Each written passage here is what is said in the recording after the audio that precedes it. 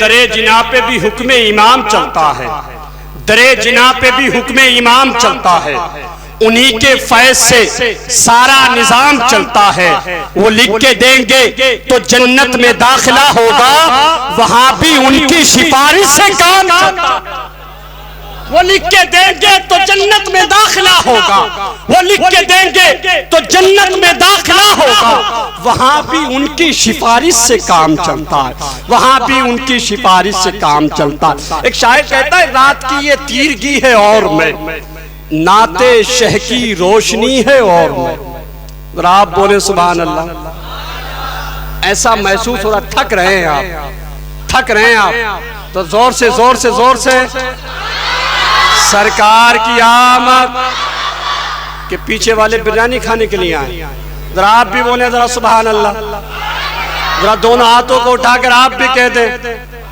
سرکار کی آمد، ذرا دل سے سرکار کی آمد، ذرا آپ بھی بولیں سرکار کی آمد، سرکار کی آمد۔ اب سن لیں کہ رات کی یہ تیرگی ہے اور میں، نعت شہ کی روشنی ہے اور میں، ایک طرف جنت ہے اور سارا جہاں،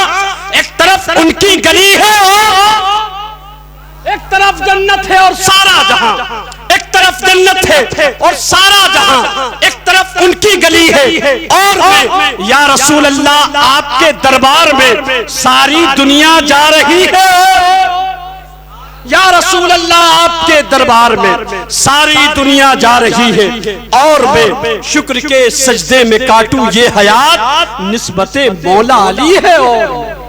نسبت مولا علی ہے اور میں، نسبت مولا علی ہے اور میں۔ حضرات بالکل تیار ہو جائیں اس عظیم خطیب سے ملاقات کرنے کے لیے۔ بڑے ادب کے ساتھ گزارش کروں خطیب اعظم ہندوستان، ناشر مسلک اعلیٰ حضرت علامہ مولانا مفتی حماد صاحب قبلہ کی بارگاہ میں کہ تشریف لائیں اور اپنے بہترین خطاب سے ہم سامعین کے قلوب کو منور و مجلہ فرمائیں۔ ذرا استقبال کریں، ذرا دونوں ہاتھوں کو اٹھا لیں، فضا میں لہرا لیں اور نعرے کا جواب دیں، نعرے تکبیر،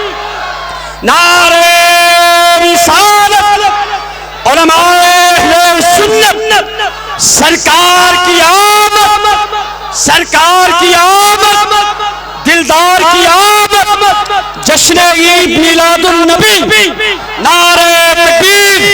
نعرہ رسالت۔ بس اس شعر کے ساتھ کے خیرات مانگتا ہوں خدا را عطا کریں، سرکار دستے پاک سے ٹکڑا عطا کریں، اب آپ کے فراق میں روتا نہیں یہ دل، یا رسول اللہ